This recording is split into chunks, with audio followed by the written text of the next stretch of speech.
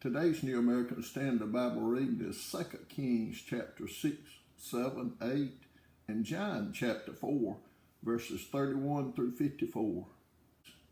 Now the sons of the prophets said to Elisha, "Behold now, the place before you where we are living is too limited for us. Please let us go to the Jordan, and each of us take from there a beam, and let us make a place there for ourselves where we may live." So he said, "Go." Then one said, "Please be willing to go with your servants." And he answered, "I shall go."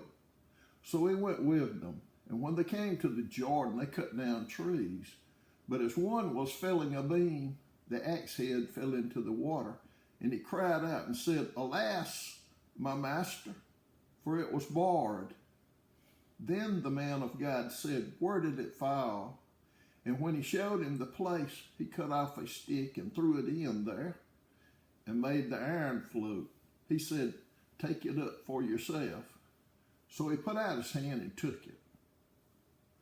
Now the king of Aram was warring against Israel, and he counseled with the servants, saying, "In such and such a place shall be my camp." The man of God sent word to the king of Israel, saying, "Beware that you do not pass this place, for the Arameans are coming down there." The king of Israel sent to the place about which the man of God had told him. Thus he warned him, so that he guarded himself there more than once or twice. Now the heart of the king of Aram was enraged over this thing, and he called his servants and said to them, "Will you tell me which of us is for the king of Israel?" One of his servants said, "No, my lord, O king, but Elisha the prophet, who is in Israel, tells the king of Israel the word that you speak in your bedroom." So he said, "Go and see where he is, that I may send and take him." And it was told him, saying, "Behold, he is in Dothan." He sent horses and chariots and a great army there, and they came by night and surrounded the city. Now when the attendant of the man of God had risen early and gone out, behold, an army with horses and chariots was circling the city. And his servant said to him, "Alas, my master, what shall we do?" So he answered, "Do not fear, for those who are with us are more than those who are with them." Then Elisha prayed and said, "Lord, I pray, open his eyes that he may see." And the Lord opened the servant's eyes, and he saw, and behold, the mountain was full of horses and chariots of fire all around Elisha. When they came down to him, Elisha prayed to the Lord and said, "Strike this people with blindness, I pray." So he struck them with blindness according to the word of Elisha. Then Elisha said to them, "This is not the way, nor is this the city. Follow me, and I will bring you to the man whom you seek." And he brought them to Samaria.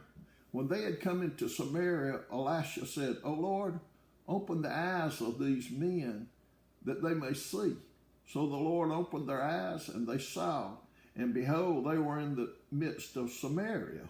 Then the king of Israel, when he saw them, said to Elisha, "My father, shall I kill them? Shall I kill them?" He answered, "You shall not kill them. Would you kill those you have taken captive with your sword and with your bow? Set bread and water before them, that they may eat and drink and go to their master." So he prepared a great feast for them. And when they had eaten and drunk, he sent them away, and they went to their master. And the marauding bands of Arameans did not come again into the land of Israel. Now it came about after this, that Ben-Hadad, king of Aram, gathered all his army and went up and besieged Samaria. There was a great famine in Samaria, and behold, they besieged it until a donkey's head was sold for 80 shekels of silver, and a fourth of a cab of dove's dung for 5 shekels of silver. As the king of Israel was passing by on the wall, a woman cried out to him, saying, "Help, my lord, O king." He said, "If the Lord does not help you, from where shall I help you?" from the threshing floor or from the winepress? And the king said to her, What is the matter with you? And she answered, This woman said to me, Give your son that we may eat him today, and we will eat my son tomorrow. So we boiled my son and ate him. And I said to her on the next day, Give your son that we may eat him. But she has hidden her son. When the king heard the words of the woman, he tore his clothes. Now he was passing by on the wall, and the people looked. And behold, he had sackcloth beneath on his body. Then he said, May God do so to me, and more also, if the head of Elisha, the son of Shaphat, remains on him today. Now Elisha was sitting in his house, and the elders were sitting with him. And the king sent a man from his presence.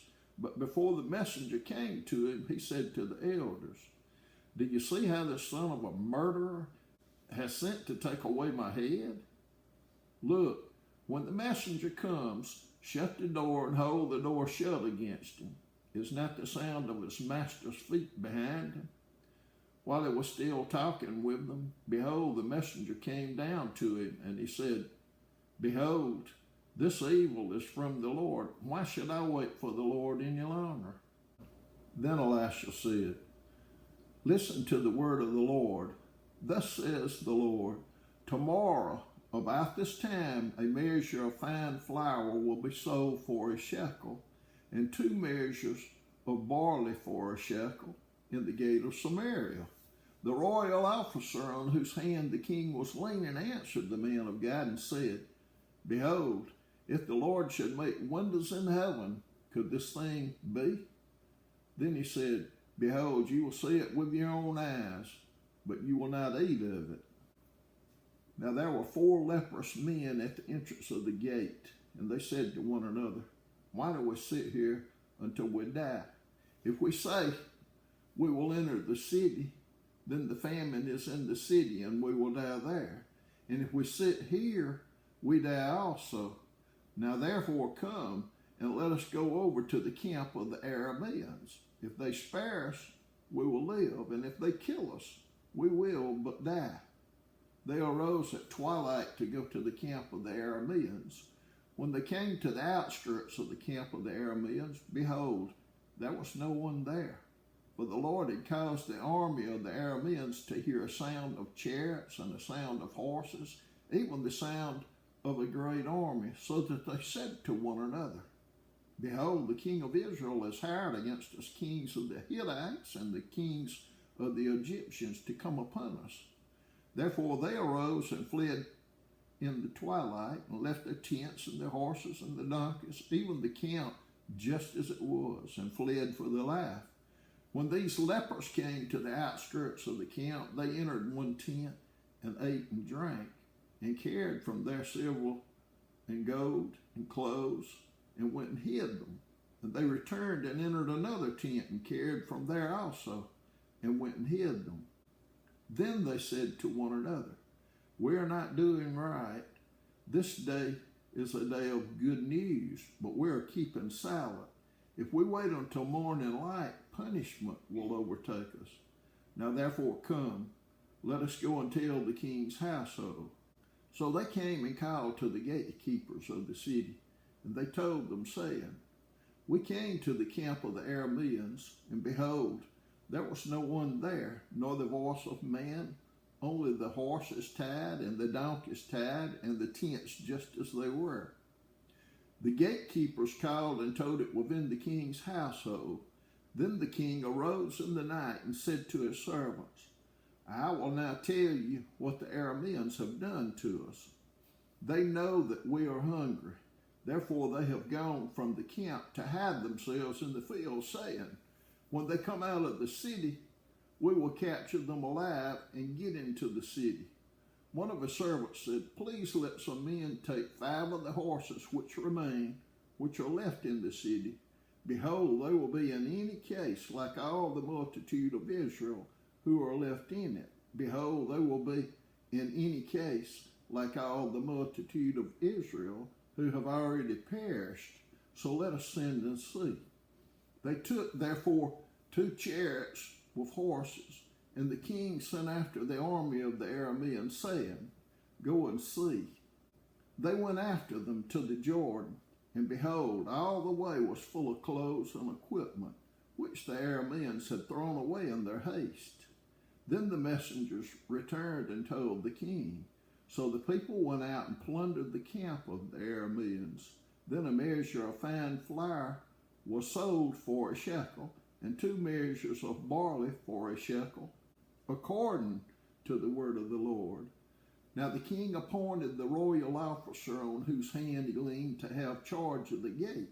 But the people trampled on him at the gate, and he died just as the man of God had said, who spoke when the king came down to him. It happened just as the man of God had spoken to the king, saying, 2 measures of barley for a shekel, and a measure of fine flour for a shekel will be sold tomorrow about this time at the gate of Samaria. Then the royal officer answered the man of God and said, Now behold, if the Lord should make windows in heaven, could such a thing be? And he said, Behold, you will see it with your own eyes, but you will not eat of it. And so it happened to him, for the people trampled on him at the gate, and he died. Now Elisha spoke to the woman whose son he had restored to life, saying, Arise and go with your household and sojourn wherever you can sojourn, for the Lord has called for a famine, and it will even come on the land for 7 years. So the woman arose and did according to the word of the man of God, and she went with her household and sojourned in the land of the Philistines 7 years. At the end of 7 years, the woman returned from the land of the Philistines, and she went out to appeal to the king for her house and for her field. Now the king was talking with Gehazi, the servant of the man of God, saying, Please relate to me all the great things that Elisha has done. As he was relating to the king how he had restored to life the one who was dead, behold, the woman whose son he had restored to life appealed to the king for a house and for a field. And Gehazi said, My lord, O king, this is the woman, and this is her son, whom Elisha restored to life. When the king asked the woman, she related it to him. So the king appointed for a certain officer, saying, Restore all that was hers and all the produce of the field from the day that she left the land, even until now. Then Elisha came to Damascus. Now Ben-Hadad, king of Aram, was sick, and it was told him, saying, The man of God has come here. The king said to Hazael, Take a gift in your hand and go to meet the man of God and inquire of the Lord by him, saying, Will I recover from this sickness? So Hazael went to meet him and took a gift in his hand, even every kind of good thing of Damascus, 40 camel loads. And he came and stood before him and said, Your son Ben-Hadad, king of Aram, has sent me to you, saying, Will I recover from the sickness? Then Elisha said to him, Go, say to him, You will surely recover. But the Lord has shown me that he will certainly die. He fixed his gaze steadily on him until he was ashamed, and the man of God wept.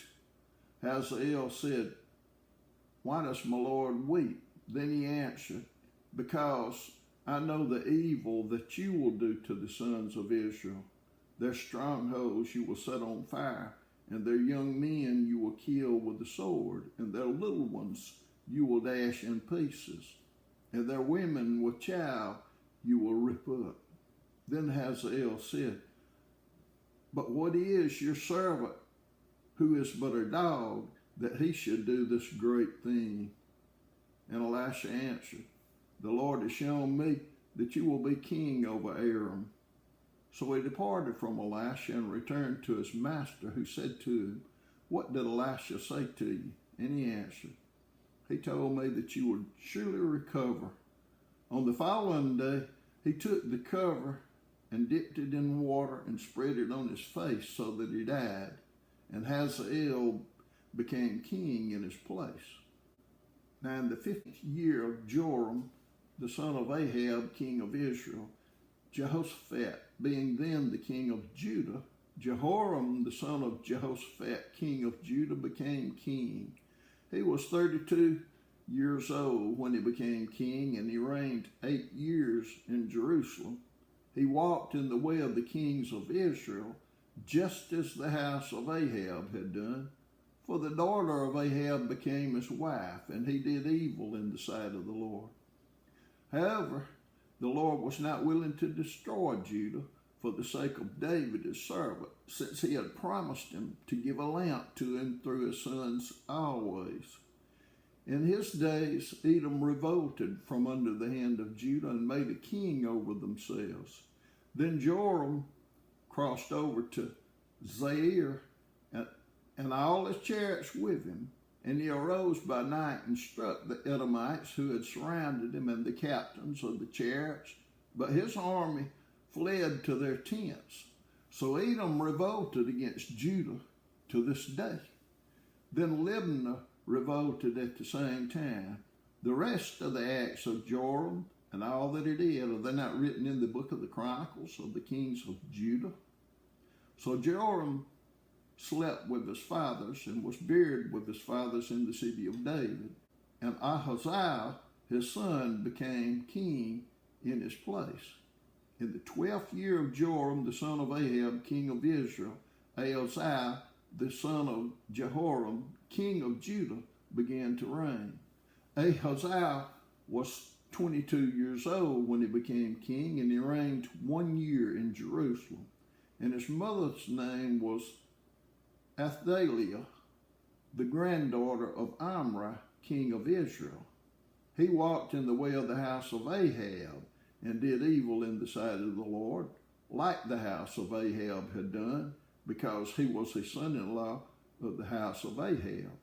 Then he went with Joram, the son of Ahab, to war against Hazael, king of Aram, at Ramoth Gilead, and the Arameans wounded Joram. King Joram returned to be healed in Jezreel of the wounds which the Arameans had afflicted on him at Ramah when he fought against Hazael, king of Aram. Then Ahaziah, the son of Jehoram, king of Judah, went down to see Joram, the son of Ahab, in Jezreel, because he was sick. John chapter 4, verses 31 through 54. Meanwhile, the disciples were urging him, saying, Rabbi, eat. But he said to them, I have food to eat that you do not know about. So the disciples were saying to one another, no one brought him anything to eat, did he? Jesus said to them, my food is to do the will of him who sent me and to accomplish his work. Do you not say, there are yet 4 months, and then comes the harvest? Behold, I say to you, lift up your eyes and look on the fields, that they are white for harvest.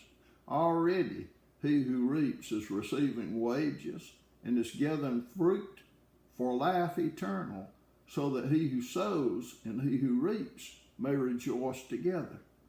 For in this case the saying is true, one sows and another reaps.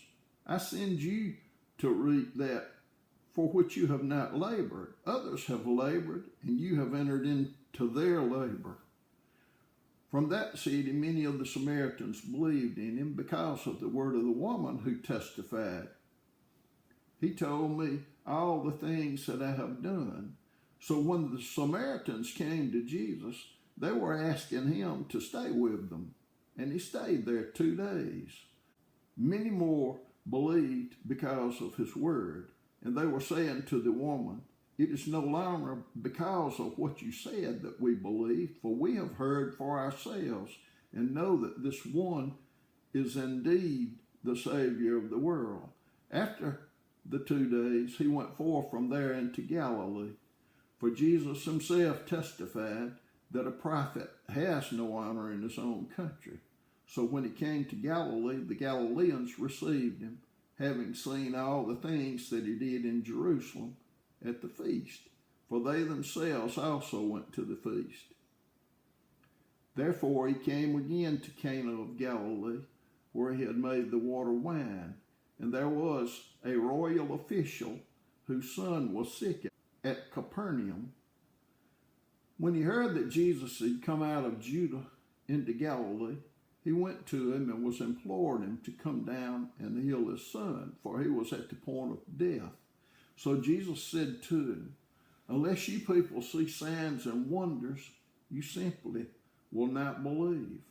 The royal official said to him, Sir, come down before my child dies. Jesus said to him, Go, your son lives. The man believed the word that Jesus spoke to him and started off. As it was now going down, his slaves met him, saying that his son was living. So he inquired of them the hour when he began to get better. Then they said to him, Yesterday, at the 7th hour, the fever left him.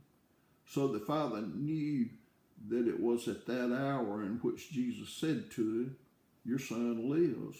And he himself believed, and his whole household. This is, again, a second sign that Jesus performed when he had come out of Judea into Galilee.